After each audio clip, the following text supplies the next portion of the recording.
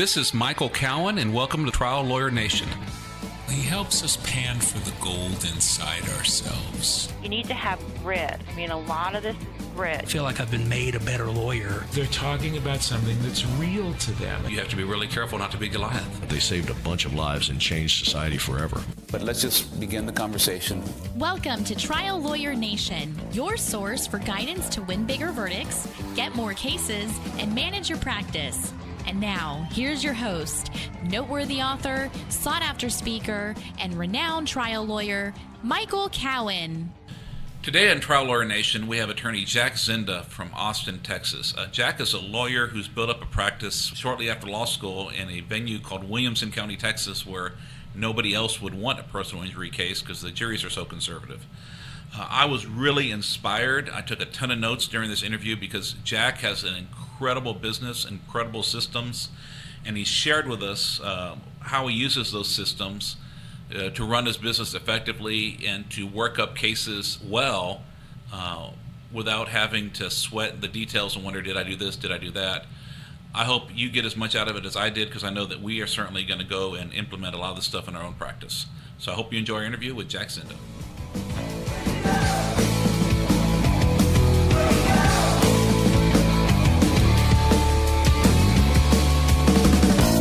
Today on Trial Lawyer Nation, we have attorney Jack Zinda with the Zinda Law Group in Austin, Texas. Jack has grown an incredible firm, now with offices in multiple cities, and he's going to share with us a little bit about how he's built up the success of his firm so that hopefully you can have the same success. And how are you doing today, Jack? I'm doing great. Having a great time at the TTLA annual conference. Yeah, and for any listeners today noticing that there's an unusual amount of background noise, I apologize, but we're recording this at the TTLA conference. We got a room as far away from the conference down the hallway as we can find, but there's still people hanging outside talking, so just bear with us. It's free, so you can't get your money back. So Jack, tell me a little bit about yourself. Well, I'm originally from East Texas. Grew up in Longview, which is, for those of you not from Texas, about 45 miles west of the Louisiana border. My dad owned a restaurant growing up, and so I grew up washing dishes, cooking, waiting tables, bartending, which was also great training for being a trial lawyer and learning how to talk to people. I agree. And it was a great experience. So, actually, waiting tables was one of the things I look for when I hire young lawyers, because I'm finding that people that wait tables, when they have to deal with people and give them good service even when they're being unreasonable. And also you're working for tips, and when you've busted your butt for $2.17 an hour plus whatever someone else is willing to give you, you tend to appreciate what you make as a lawyer a little more, and you're a little more realistic about the value and the need to work hard. If you can convince an upset someone in a happy hour that's upset to give you a tip, that's good training for trial work. Absolutely. So you got law school and got licensed about 2006. Mm-hmm. And so 12 years later, how big is your firm? We currently have 63 members of the team and 23 attorneys. Wow. So, in all in one office or different places? We have 3 main offices, one in Austin, one in Denver, and then one in Dallas. Oh, wow. And our hub's primarily in Austin, where 16 of our attorneys are. We opened up in Denver 3 years ago, and I got licensed there, and several of our other attorneys did. And now we have 6 attorneys in that office, and then 1 in Dallas. So making money in a state with caps. Yeah, and it is a challenge, but it's beautiful in Colorado. Oh, absolutely. So that's a plus. So basically, I wanted you to just give us a little of the story of how you go from 12 years ago being a new law school graduate to 12 years later having a law firm that's that big. And you do all personal injury law? We do exclusively personal injury law. Can you just give me a little bit of that story of how you start from getting out of school, getting a job for somebody else, and then over just a fairly short period of time building this business up? So it kind of starts where I was out of law school initially. I went to Baylor Law School, and after my second year of law school, my wife was still in college, and I had a few opportunities to go work in East Texas or in Houston at some really good law firms. I pushed all of those aside to go be close to my wife, and I found myself waiting tables in Round Rock, Texas, which I'd sworn I was done doing, that I would never wait tables again. I must have applied to over 150 law firms. Austin's a rough market. It is, and I didn't realize that at the time. I didn't click that there's 300 attorneys graduating from UT every year. And I was fortunate enough to get offered a clerkship at a firm that did primarily family law. They asked me how much I wanted. I said I'd work for free. They said, "How's $8 an hour?" I said, "You got a deal?" Wow. And this was while I was still a law clerk during the summer. And I basically did whatever they need done. They had 2 attorneys at the time. I was the receptionist. I was the paralegal. I went to the courthouse. I talked to clients. And they had a handful of personal injury cases. And up to this point, I really hadn't given a lot of thought to doing plaintiff's work. But I found I really loved that part of the practice. And they offered me a position when I came out of law school to start ramping up and doing personal injury law. I had to do family law while I built up the practice at the time, and I realized very quickly that family law was not something I personally wanted to practice. So I tried to build up the PI practice as much as I could. And he also gave me the opportunity to be a big part of the business of running the firm. And so I took up a lot of space, and then he put me in charge of HR and of marketing and of management. Wow. And so that was kind of the beginnings of it. And then at some point, how long did you work for someone else before you struck out? I worked for him a little over a year and a half, close to 2 years. And my dad had always told me I was going to start my own law firm. And I told him, no way, I'm going to be at this firm the rest of my life. And, things changed. And I decided, this is the right step to take. My wife was very encouraging. We just bought our house. Wow. And it was right before the 2008 crash. And so bought the house, quit my job, stock market crashes, our house value goes down, and I opened my practice. And were you a solo, or did you practice with somebody else at first? I had a law partner who did business law, and he is now somewhat retired, and he's a county treasurer in Williamson County.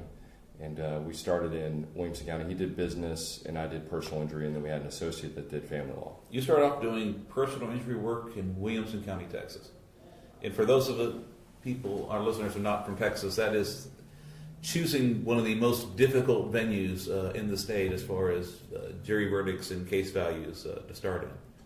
How was that? It was intentional, actually, that we picked that county because I knew that Austin was very competitive, that Dallas was very competitive, so we went where the competition wasn't. And bad stuff happens, unfortunately, in Williamson County just like anywhere else.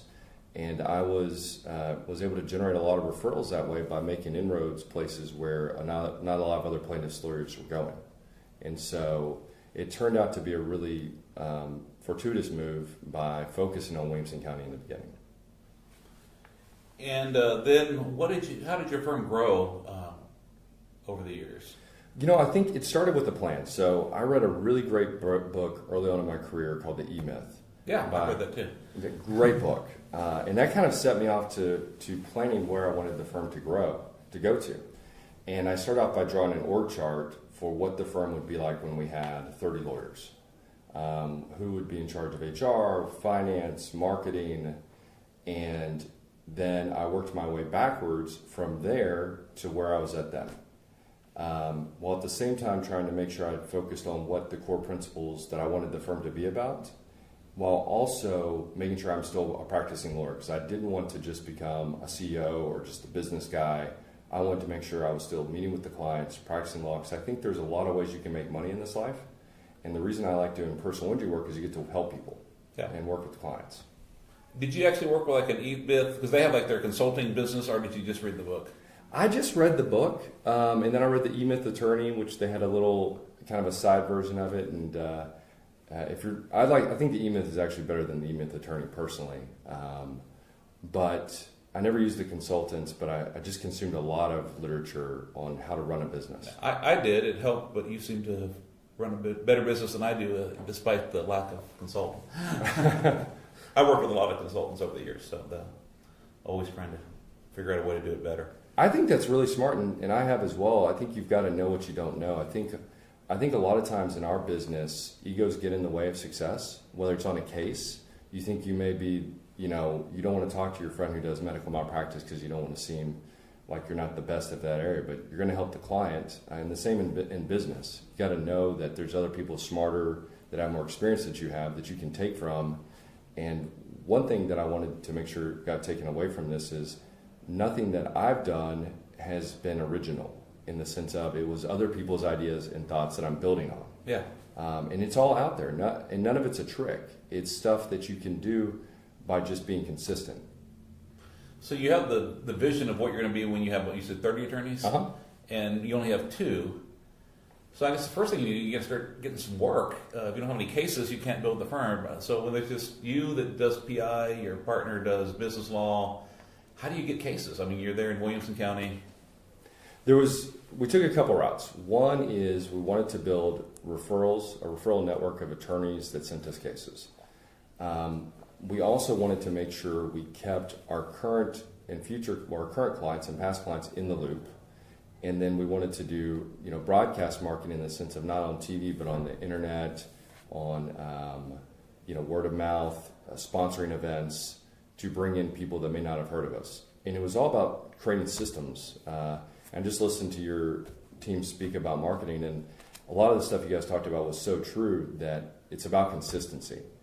And so, for example, when it came to getting clients from other attorneys, I had a rule that I had to do at least 2 networking events a week. And we still have that with our attorneys where they have to do 1 networking event a week where they go have an intentional interaction with another lawyer that can bring in business to the firm. And it took about a year for that to start paying off. And I had attorneys that would send me 40 terrible cases, and I said, just keep sending them. And they would call and apologize. I'm sorry, I'm sending this bad case. I said, don't apologize. You send me everything. You can just forward them. I don't care if it's the worst case ever. I'll screen it and I'll tell you if I can take it or not. And those attorneys that were sending me bad cases started sending me really good cases. Oh, wow. And we really focused on bankruptcy lawyers, family law attorneys, criminal defense attorneys, and we really tried to foster an atmosphere of sharing. Uh-huh. So we never came at it of, hey, you got this great case, why don't you send it to us? Say, hey, you have this case, here's our discovery. Here's how I would approach this deposition. Here's how you should handle this subrogation issue. And I think a lot of people, especially attorneys, think that doing personal injury law is a quick buck, is easy. And they soon realize, man, this is a lot of work. Yeah, a lot of risk. And a lot of risk. And so even as a 3-year lawyer, then you were able to generate attorney referrals. That's right. And part of it was being in Williamson County. And I think part of it was I looked older than I was. My wife gives me a hard time, says I looked 40 at age 22. And so I was able to build up relationships with more established attorneys because they didn't know anyone that was really doing PI in Williamson County. It was all Austin. And there's kind of a cross-town rivalry between Travis County and Williamson County, and you're either a Williamson County person or a Travis County person. They don't mix very often. It's interesting. I started off similar. I was a 3-year lawyer, unintentionally out on my own because not that I got fired. My boss quit, and I ended up with a law firm. And literally, he quit practicing PI law and went and became a public defender. Wow! And so I had to figure out how to get business. And so what I did was nobody wanted to handle Allstate, low property damage, chiropractic only cases. And so I got to go try a bunch of cases. And I was in the Rio Grande Valley, which can be a good venue. Mm-hmm. And won enough of them where, over the years I started getting better and better things. So, but, I had to pay the dues for a long time doing that. It sounds like you had to do the same thing. Very much so. I remember, and I look back at so many of the cases that I had early on that first I was like, what was I thinking taking that case?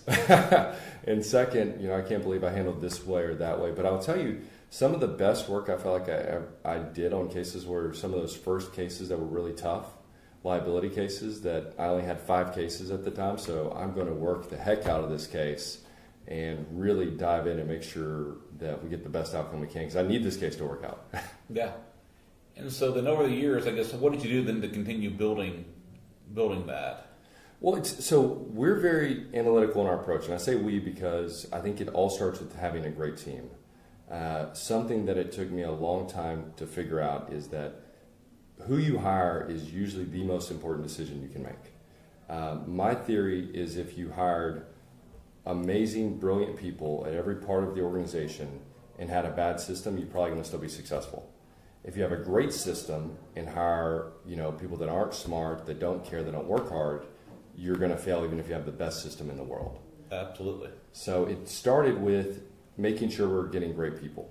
And that took a lot of trial and error because, you think about, do I want someone that's too expensive, too cheap? And we made every mistake you can think of. We hired people that were too expensive that didn't want to do the job that they had hired for, or someone we didn't pay enough for that they left for a better opportunity.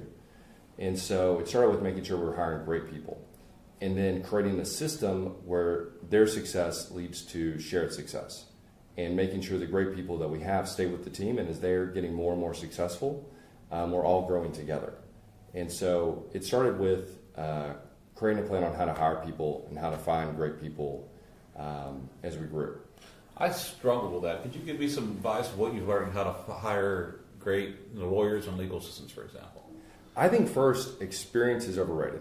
Okay. We hire a lot of really smart people that we can train and mold, but they've got to have that core aspects of hunger. They have to be driven, they have to be smart, and they have to be hardworking.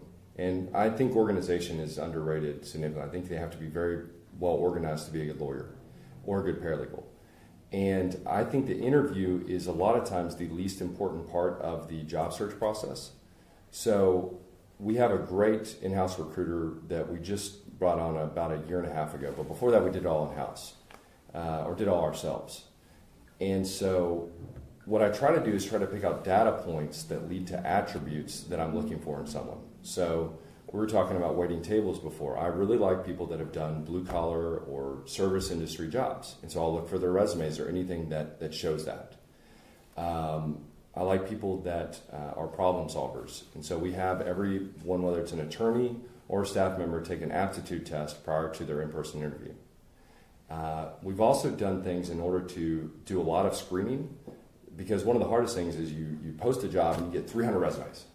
And you've got to sit there after a long day of practicing law and go through all these resumes and figure out who the heck am I going to hire. So what we did was we do a Skype interview first, which is about 10 minutes long. And we tell the candidate, hey, this is going to be a 10-minute interview. That's the purpose of this. And then I'll watch those interviews of the people that we picked out at long stack, so I don't spend all day meeting with people. Because most of the time in an interview, in the first 5 minutes, this is not going to work out. But if it's in person, you feel obliged to spend an hour with them because you don't want to hurt their feelings. Right. I found that interviews are the worst predictor of whether people are going to work out, because the people who interview best are the ones that are switching jobs every 6 months to a year because they have a lot of practice. Yeah. And some people, the people you want, what we found is people we want aren't necessarily the people looking for jobs either. That's a whole other topic of how you recruit people and how you find people. But it is so hard, and that's been the key to success. And I think your point that experience can be overrated. I don't know if you've ever found this, but we have systems that I think work. And one issue I've had when I've hired an experienced lawyer is they have something that's worked for them. And there's a great resistance to doing it our way. Mm-hmm. Have you experienced any of that? I've experienced that more times than I can count with some really good lawyers. And so what I really try to do on the front end is warn them and say, hey, your system may be great for you, and my system may not be as good as yours. But if you're going to jump on with us, you got to do it our way. I look at our firm like a sports team, and part of my job is to be the coach. And I said there's a right way, a wrong way, and it's our way. And it's important that we're all rowing in the same direction, and we'll just start spinning in circles. Yeah.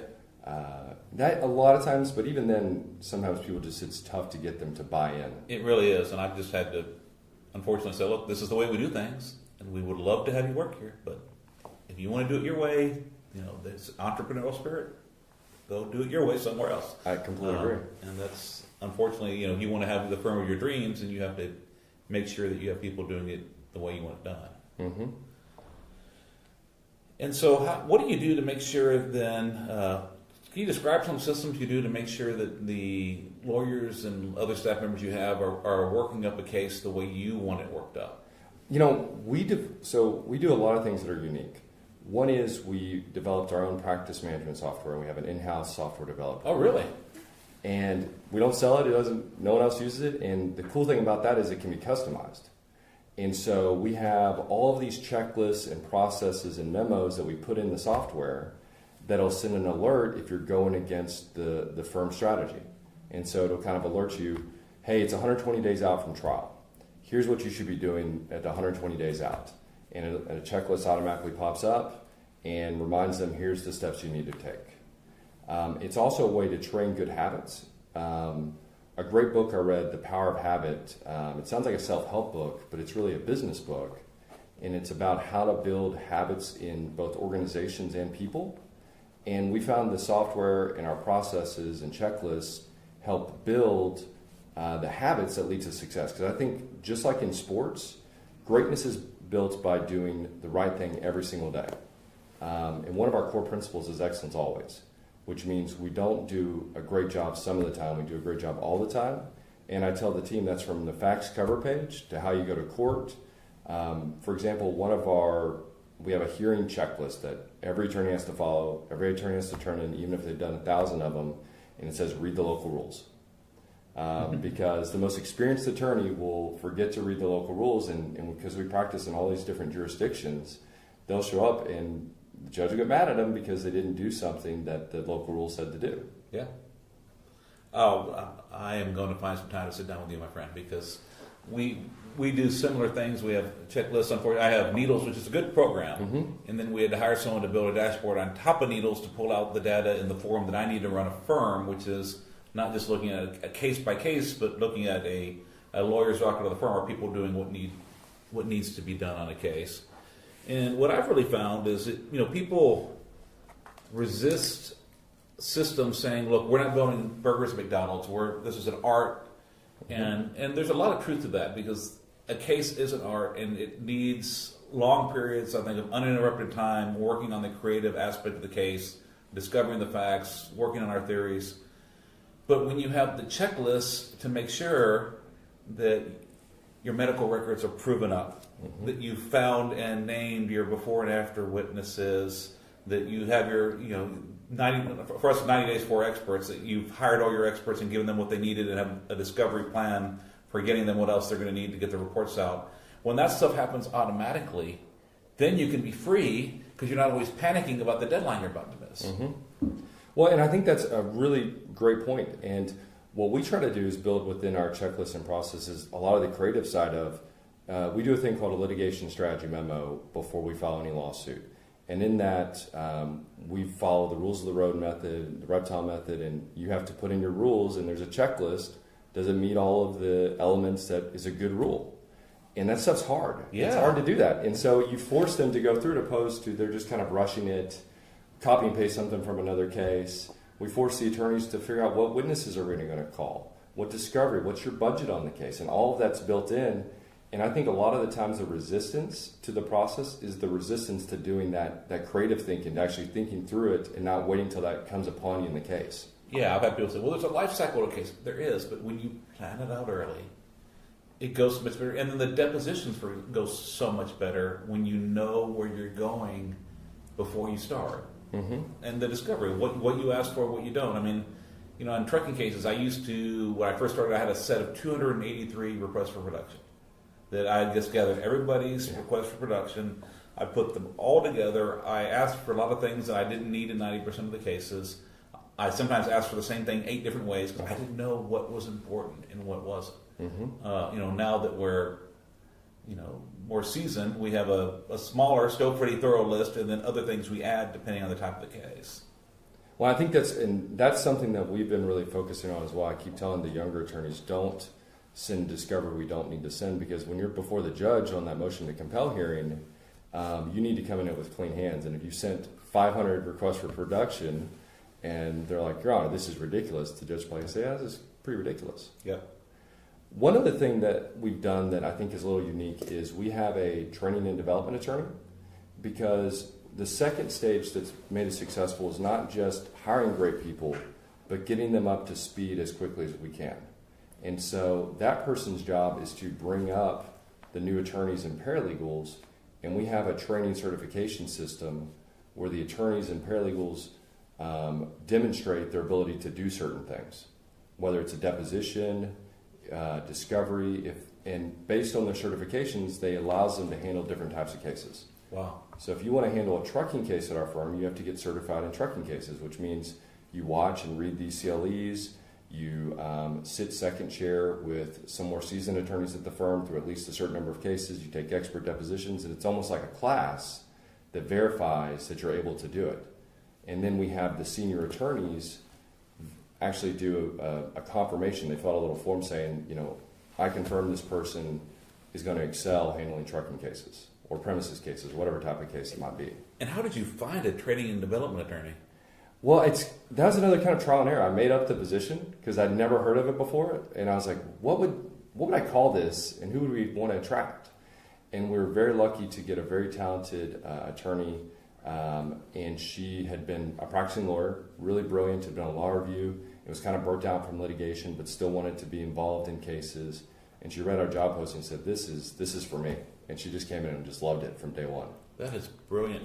One of the things I've struggled with is I come up with these plans to do this. I have training plans, I have certification plans, and I'm never able to implement them. I'm going to confess, I have a lot of unimplemented plans and training and certification, and a lot of it is because I become my own roadblock. I commit to do too much of myself, and then I have to practice law, I have to run a firm, it doesn't happen. And then I've been having trouble finding the right person to put in charge of it. But that is, I'm so proud of you for actually doing that. And a lot of us talk about that, but you've actually done it. Well, and what I try to do and that was a really tough decision actually, because that's a big line item in your budget to bring on someone that's not generating revenue, who's an attorney. But what I try to think about is what time am I spending on that topic, and how many cases could I be working on? And that's one of the things that I'm always evaluating each week, each month, is how much time did I get to spend on cases. And I consider it an unsuccessful month if I don't spend at least 60% of my time working on cases. Yeah. And so when I found myself spending 2/3 of my time training people, it's like, man, I need to figure out how to get this done. That is brilliant. Well, thank you. I mean, I'm not blowing smoke up about that. I'm really impressed. I'm glad we're doing it. If nothing else, I don't care if anyone else listens to this. I'm glad I'm sitting here. Well, and the cool thing is, through the software we've developed, is like that's all in the system. So the attorney can do, it's kind of self-study. They check off when they've done it, and it's worked well so far. We do the same with paralegals, teach them how to e-file, and I have the same principle when it comes to legal assistants and paralegals. We hire really smart people out of college, and unfortunately, sometimes that means they're only with you a couple years because they want to go to law school. But you get really awesome people for that 2-year time frame that get up to speed super fast. That's interesting. I was having an interesting conversation with another lawyer at a seminar last week when we were walking down the street to dinner. And Steve Gersten, he's been on the podcast. He's had he's got another big firm that's run very well. When I started, and we're blessed to have some really good legal assistants at our firm, but we have to go through a lot of people to find them. Whereas when I started, there were a lot of superstar legal assistants out there. Mm-hmm. And Steve and I were talking, because he's in Michigan and Texas, we've seen the same thing. And I think he hit the nail on the head, is that 30 or 40 years ago, because we were hiring people with like 20 years experience, 20-something years ago. So let's say 40 years ago, there are a lot of really, really bright women that kind of got pigeonholed into being secretaries, assistants, and now they're lawyers, doctors, CEOs, and we're drawing from a different pool of people now. And then a lot of people, like I said, that thank God for society, are doing different things rather than being kind of pigeonholed into being an assistant when they had the capacity to be a lawyer. But I think unless you're doing what you're doing, which is hiring those college grads or aspiring to be someone else, I mean, how do you find those people that are bright enough to be a lawyer but are willing to be an assistant for a while? I think that's really hard. I mean, and we struggled with that. We struggled with that for a long time.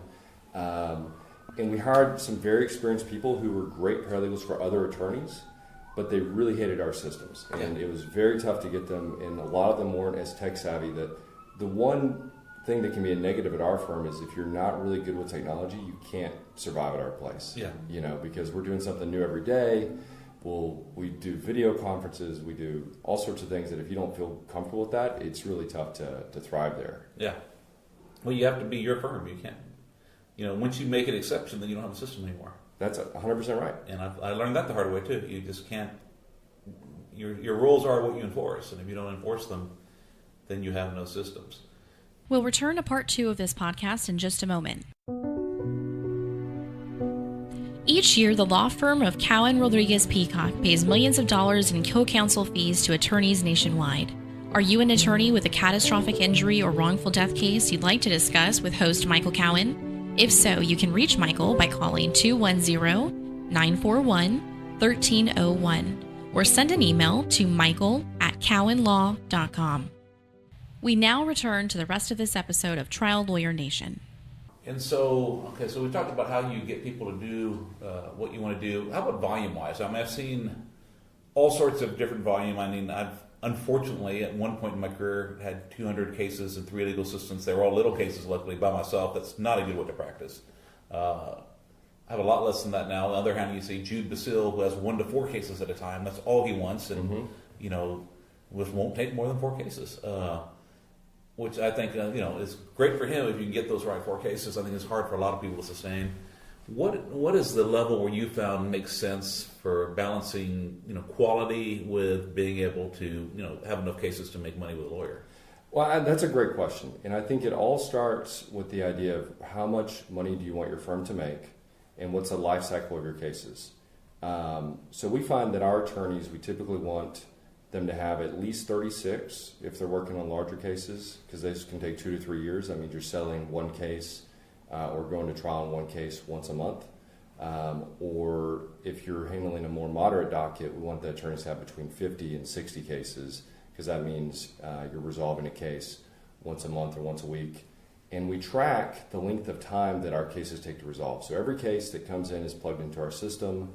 We call it the vault, and we track the length of the case. We tag cases with different characteristics. If it's a trucking, if it happened in Williamson County, if it was a 48-year-old male, and it's all put in the system so we can predict how long we think a case is going to take based on our historical analysis going back 7 or 8 years.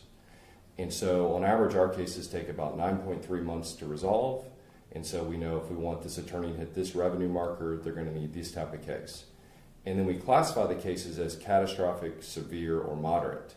And if you're handling a catastrophic case, that counts as 3 moderate cases, and each attorney has a cap on the number of cases they can handle. And so, whereas at a lot of firms, you may want your attorneys to have many cases as possible, we really want to try to cap that so our attorneys can put in the time with the clients, in the time to really thinking through the strategy. Because we want that younger attorney who's working on the moderate cases in 2 years to be working on the catastrophic cases. And you can't just jump up to the big leagues if you haven't been doing it the right way the whole time. Absolutely. I have found at my firm, as the volume of cases per lawyer has gone down, the revenue per lawyer has gone up, and the time on desk, or the time between opening and closing, has also got down. Because that's one way to make more money per year, is just to turn the case quicker without settling it cheap.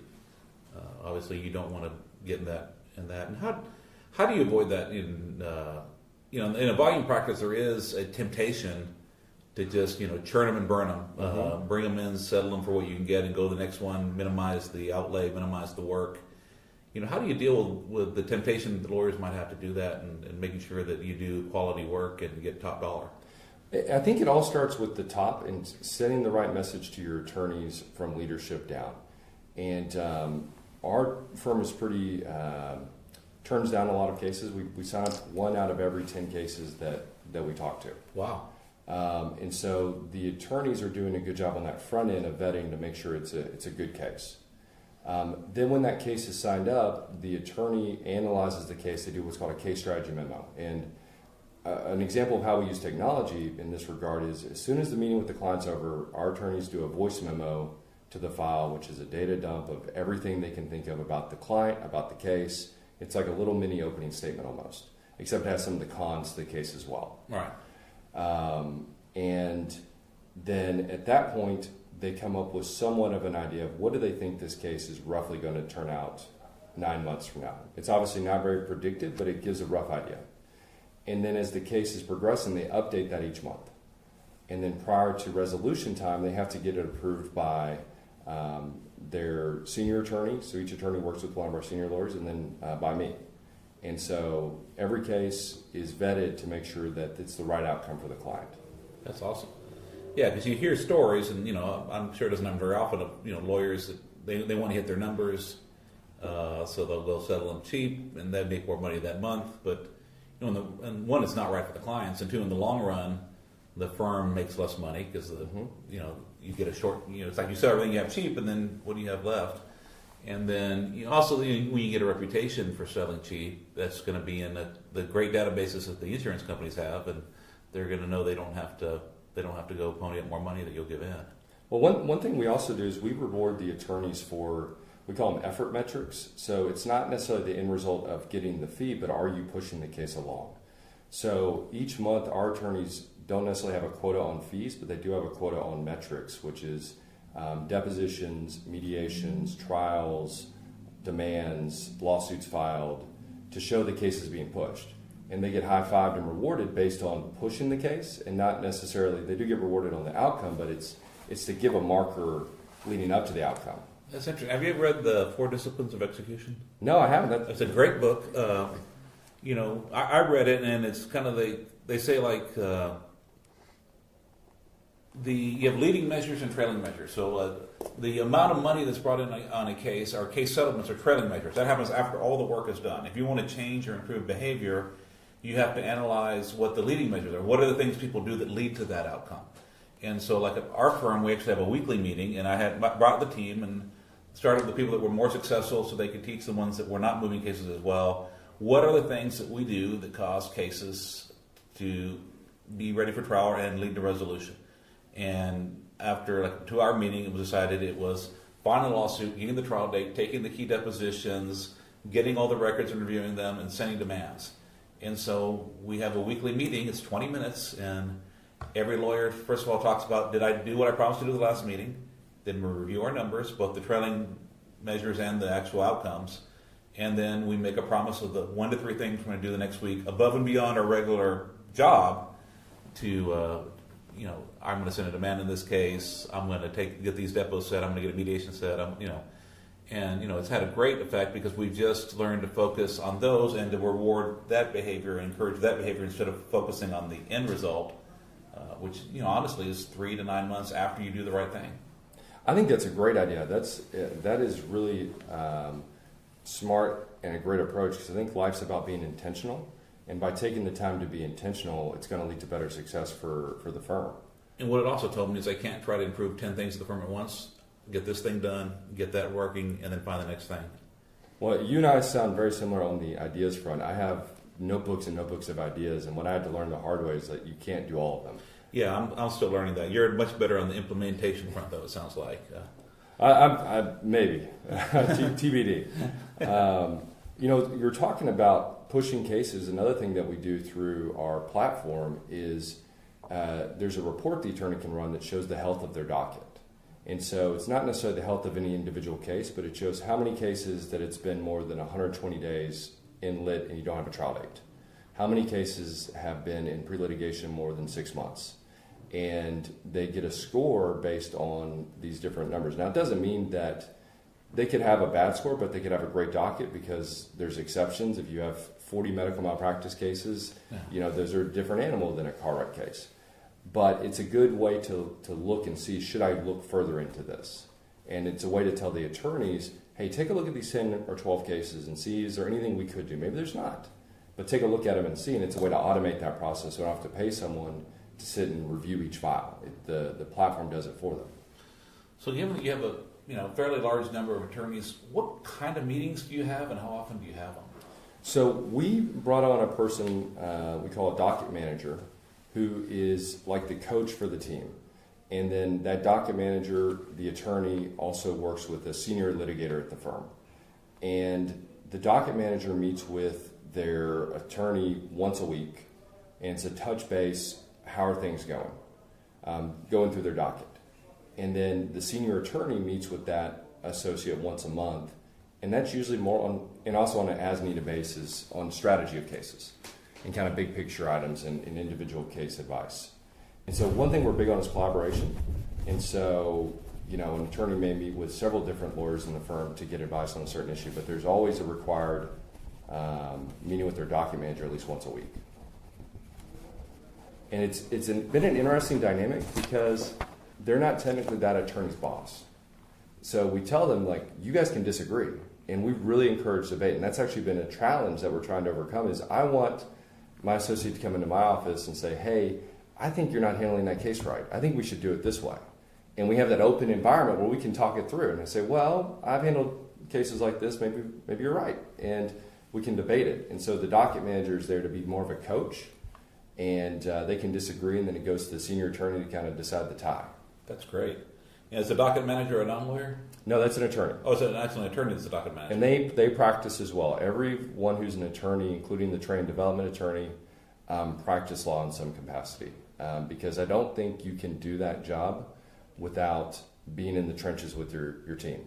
So I guess he or she would have a smaller docket, I would imagine. They typically work on 3 to 5 cases at a time max, maybe as little as 2. Then we also do a lot of second chairing on cases.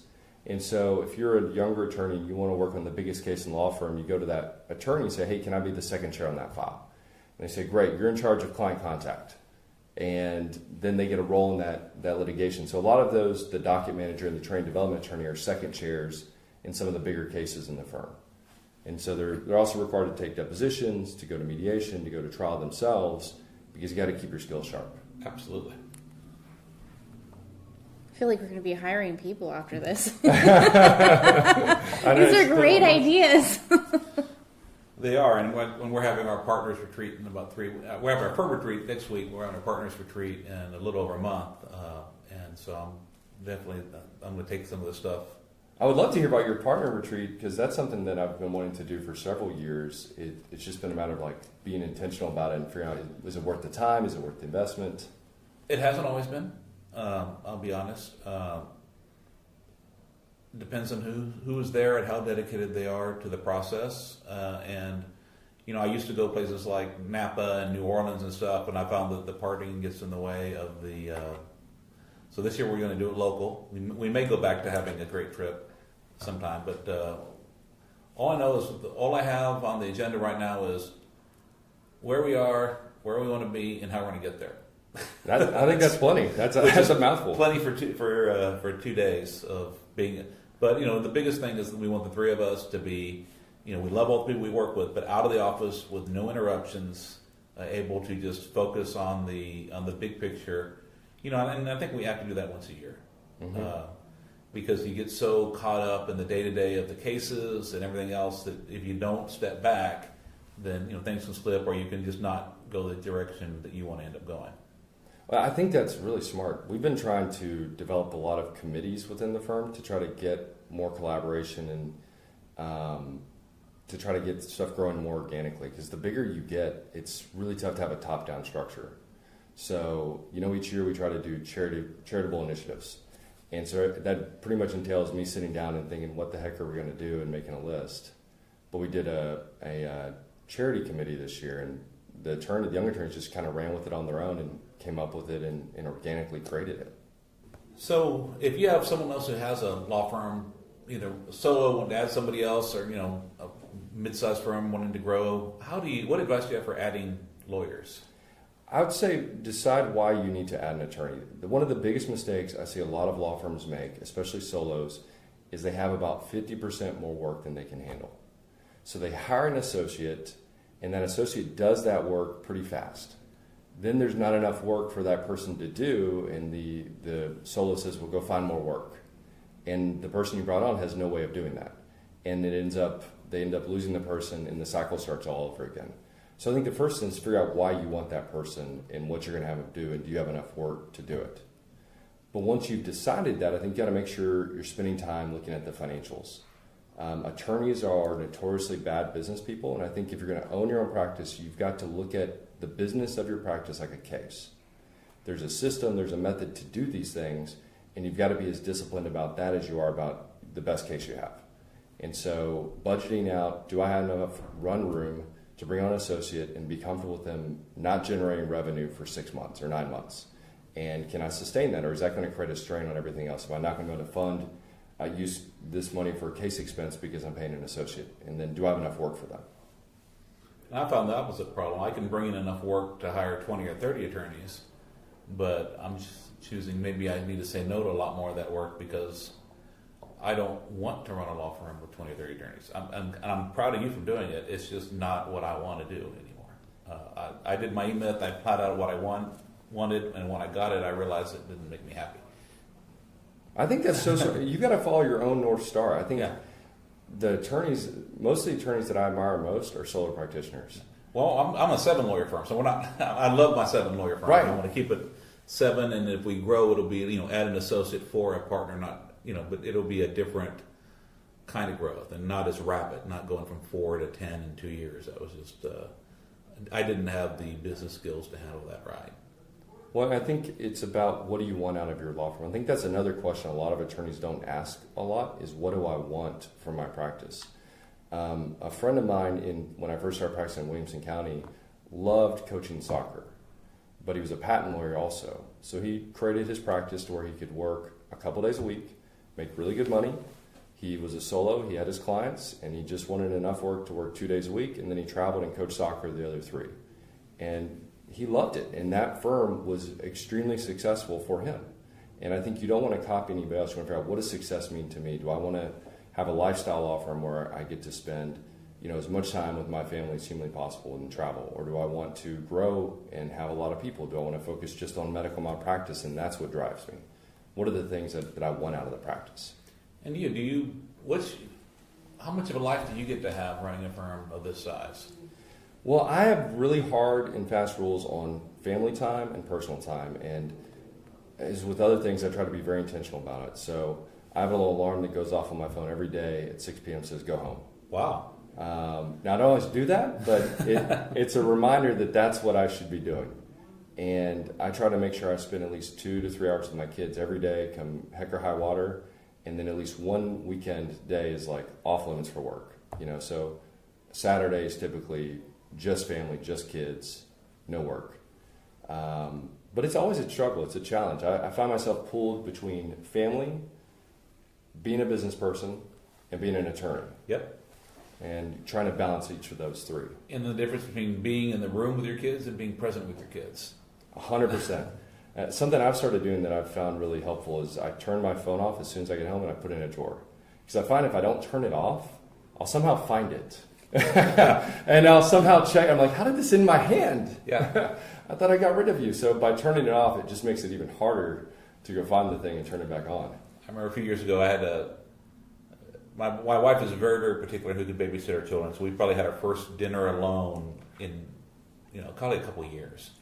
And I noticed at one point in dinner, she was on Facebook and I was checking email. Not a good thing. And so I actually, when I went on vacation last year, I did not bring a phone with me. Wow. That is great. How'd it go? It was awesome. I was intentional about it. Most of our cases are on referral. Mm-hmm. We have a lot of different referring lawyers, but we have probably a group of 8 to 10 firms that give us a majority of our work. I let them all know that I'm going to be gone and off the grid for 14 days, that these are the people on the cases that you're handling, these are the lawyers, these are the legal assistants, this is the management person, these are the partners. If there's an issue, this is whatever the issue. If it's a new case, if it's a problem with an existing case, if you want just a question, this is who you can talk to. And this is the person that knows where I'm staying and could get a hold of me if there was a true emergency. And there were no true emergencies. That's awesome. I'm going to have to try that. That's a great idea. Yeah, I'm doing it again this summer. I'm going to take 4 weeks off this summer in a row. I'm going to go at least 2 without a phone. Wow. And it was liberating. And my wife had her phone. Mm-hmm. The hotel rooms had phones. If there was a true emergency, they would have been able to get a hold of me. It's amazing that we were all able to survive without phones. I couldn't for all of human history. Yeah, and when I started, they had cell phones when I started practicing, but I couldn't afford them because there was like 45 cents a minute. And, when you're doing Allstate disputed liability, low impact chiropractor cases, with the phone rates back then, you couldn't afford one. I remember, another thing you're talking about affording a phone is we try to be very conscious on our budget when it comes to stuff we don't necessarily need. We always try to put things, do we want or do we need it? And try to make sure we're being cognizant of what are we taking away from financially if we go get this really fancy conference room table versus one that's really nice, but it's not as nice as this one over here. Right. And having a really firm, I think if you're going to have your own practice, you've got to have a good budgeting process. Yeah, Judge John Black, he's passed away since, but he told me early on, and it hasn't sunk in as much as it needs to with me, but it's not what you make, it's what you keep. Yeah, 100% right. And, you know, you were talking about our phones and distractions. I really try to coach our attorneys on getting away from their phones and not checking email constantly. And we don't police what people go on their computers. We kind of judge based on success or results. But if I find an attorney that's staying to the office 8 o'clock on a regular basis, I say, you know what, you may be an organizational problem. You know, why don't you count how many times you open your Outlook throughout the day? And it's not because you're like doing something frivolous. An email may come in on a case, but check it once a day, twice a day. Be intentional about it. Opposed to every 5 minutes, it's like a gerbil gets a little piece of cheese. You know, you pop up, oh, check that. What's that? What's that? Exactly. And you actually only get 2 hours of productive work in the whole day. Yeah, I found that there were points in my life where I didn't really feel like working, but I felt like I had to be there, and so I would do email, I would do check up on the listservs, and so I would look busy, and I would get nothing accomplished. Mm-hmm. And I would be there for 9 hours, would have done nothing, but at least nobody could criticize me because I was there on the computer. Whereas I can, you know, get up early in the morning, work uninterrupted at home for an hour or two, and, you know, get in, and, you know, I can do in 4 hours. Now, I still work a lot of hours, but I could get done in 4 hours what I could have done in 8 or 9 had I been interrupted, phone calls, emails. Do you take unscheduled phone calls? I do not. I really try to avoid that, and I'm very upfront with my clients. I tell my clients at every initial client meeting, said, listen, when you call the office, my paralegal is going to schedule a meeting for us to talk. You can call as many times as you want. Now, hopefully they don't. Call every day, 3 times a day. I've had clients like that. I'm sure we all have. But I say, you know, my paralegal will schedule us a time to meet and talk about your case, either over the phone or in person, and it can be the same day or the next day. But it's so I can focus just on your file. I'll have your file in front of me. I'll be prepared to talk about what you want to talk about, opposed to I'm thinking about 10 other things, and someone calls and interrupts us, and now I can't work on your case. And I've found when I explain that to people, they have zero qualms with doing it that way. Yeah, I found the same thing. I mean, there's a couple of people that don't like it, but you can't represent everybody. Right. But generally, I said, look, when I'm working on your case, I don't want anyone interrupting me. Mm-hmm. I want to focus on nothing but your case. And for the same thing, when I'm working on someone else's case, that's what I'm going to do, because then that way I have that focus to give to yours. And we will meet, we will talk. It's just when I'm doing something, I have to finish doing it before I move on to the next thing, because that's how I want to get you the results you need. Because if I'm checking email and checking texts and taking phone calls while I'm working on your case, you're not getting my best effort. When we tell our attorneys to turn off their computer monitors if they're having an important conversation with a client, because you'll be distracted and not even know it. So I tell them, just flip it off when you're on the phone, take out a notepad as if they're sitting across from you, and you'll be amazed by how more engaged you seem. Wow. Because I'm sure we've all been in these conversations, right? You're on the phone, and all of a sudden you just I'll just open Outlook real quick. Yep. And you open Outlook, and you're like, oh, look, that's weird. And then you look up, you're like, I haven't been paying attention to what this person's been saying for 10 minutes. And now there's silence on the other end. I need to do that with my wife, too. When I talk to her, because I know there's been times when she's caught me not knowing what we're talking about. Well, the other thing that I'm a big believer in is that willpower is overrated.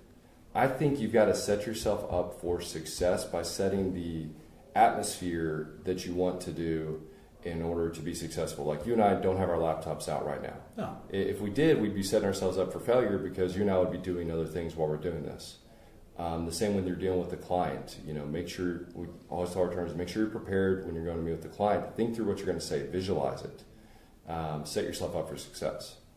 So one thing that's always a struggle is the difference between, you know, to run a law firm, there's a lot of managerial and organizational things that have to be done. And, you know, sometimes at the bigger firms, you get the lawyer at the top, that's all they do. And then a lot of us like to try cases. Mm-hmm. How is that balance in your practice? You know, like with everything, it's about being intentional. And I make sure that I am the lead attorney on at least 10 cases at any given time. And I make sure that I've blocked off at least 4 hours every day focused on working on those 10 files. So whether taking depositions, taking expert depositions, talking to experts, and forcing myself to go into those. And we were talking before about how willpower is overrated. Because I have awesome attorneys I've worked with. One attorney, Joe Caputo, my partner at the firm, he's worked with me since he was an intern. Wow. Intern, law clerk, an associate now, 6 years. And so I can give him anything, and he's going to do it probably the same way I would do it. Maybe like 1% less. But no, he's great, and it's really easy for me to hand that off to him. So I'll set myself up for success by saying I'm the only one scheduled for this deposition or this mediation, so I have to go. And so no one else can go to this. Otherwise, I would have a tendency to say, hey, well, this fire came up, I have to do this interview, and so I force myself to do those things. Because at the end of the day, our firm is about helping people. I really think it's important that you have a North Star for why you're doing what you do in life, whether it's professionally or personally. And our firm is about helping as many people with meaningful cases as we can. Sometimes that means saying no to a case, but I want to make sure that all of our attorneys can look the client in the eye and say, I was the best lawyer for your case. And we got the best outcome that we think was humanly possible for this cop. And how do you instill that culture, in other lawyers who work for you? So we have core principles that we talk about in the interview process, we talk about at the hiring process, and anytime something's going wrong with an attorney or a file, we reflect back to those.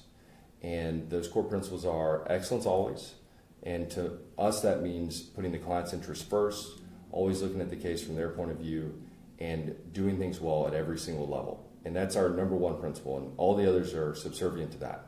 The second is we only want the best to work at our law firm. Doesn't mean that there's that the person's necessarily the best in the world right then, but they have the potential to be great. We want every client to feel like we would treat our best friend if we were representing them in the file. That's awesome. And Jack, I know I've learned a lot from you. If someone wants to get in touch with you, either because they've got a case they want to talk to you about, or just maybe they have a question about the excellence you've developed in running a law firm, how would they get a hold of you? You could go to our website at www.zdfirm.com, or you could email me at Jack, J-A-C-K, pretty easy, at zdfirm.com, or you could give us a call at 512-246-2224. And I love talking about this type of stuff, whether it's a case or how to run a practice. So love talking to people, and I really enjoyed this. Thank you for having me. Thank you. This is awesome.